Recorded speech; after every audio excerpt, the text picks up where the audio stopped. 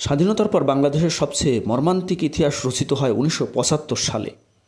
অনেক রক্তপাতের ইতিহাস এই 75 সাল। 15ই আগস্ট বঙ্গবন্ধুকে সপরিবারে হত্যা করে সামরিক বাহিনীর একটি অংশ। এরপর নভেম্বর মাসে আরও অনেকগুলো ম্যাসাকার ঘটে যায়। 3রা নভেম্বর জাতীয় 4 নেতাকে হত্যা করে যারা বঙ্গবন্ধুকে সপরিবারে হত্যা করেছিল সেদিন। তাজউদ্দিন আহমেদ, সৈয়দ নজরুল ইসলাম, এম.এ. মনসুর আলী এবং এইচ.এম. কামরুজ্জামান ছিলেন এই 4 নেতা যাদেরকে জেলের মধ্যে গুলি করে হত্যা করা হয়। তারপর আসে 7ই নভেম্বর, অর্থাৎ আজকের দিন। এই 7ই নভেম্বর কর্নেল তাহেরের সৈনিক সংস্থা ও গণবাহিনী জেনারেল জিয়াউর রহমানকে গৃহবন্দী অবস্থা থেকে মুক্ত করে নাম দেয় সিপাহী জনতার বিপ্লব দিবস। এবং ওই দিনে জিয়াউর রহমান কর্নেল তাহেরকে জড়িয়ে ধরে বলে, কর্নেল তাহের আমার বন্ধু, প্রয়োজন হলে তার জন্য ও জাসদের জন্য আমি জীবন দিতে প্রস্তুত। ওই দিনেই বীর উত্তম খালেদ মোশাররফ, কে.এন. হুদা, এ.টি.এম. হায়দারকে কর্নেল তাহেরের প্ররোচনায় খুন করা হয়। এবং এরপর থেকে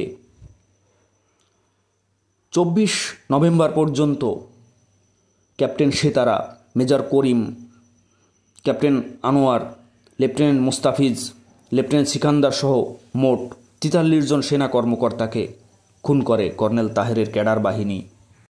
একজন বিভ্রান্ত স্বপ্নবাদ চেয়েছিল চতুর দেবরাজের কাঁধে ভর করে অমৃত আহরণ করতে, কিন্তু অমৃত অধরায় থেকে যায়।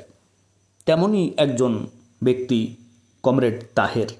তিনি চেয়েছিলেন বাংলাদেশে জিয়াউর রহমানের কাঁধে ভর করে কথিত সমাজতন্ত্র আনতে, কিন্তু তার এই বন্ধু যে তার জন্য প্রাণ দিতে প্রস্তুত ছিল, মাত্র 17 দিন পর 24 নভেম্বর কর্নেল তাহেরকে গ্রেপ্তার করে এবং 1976 সালের 21শে জুন প্রহসনমূলক বিচারে তাকে ফাঁসি দেয়।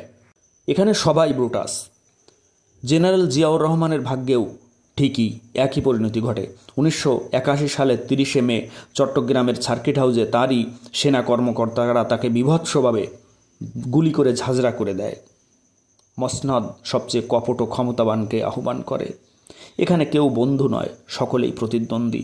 ইতিহাসের আরও গহীনে গেলে আমরা এমন অজস্র উদাহরণ দেখতে পাই।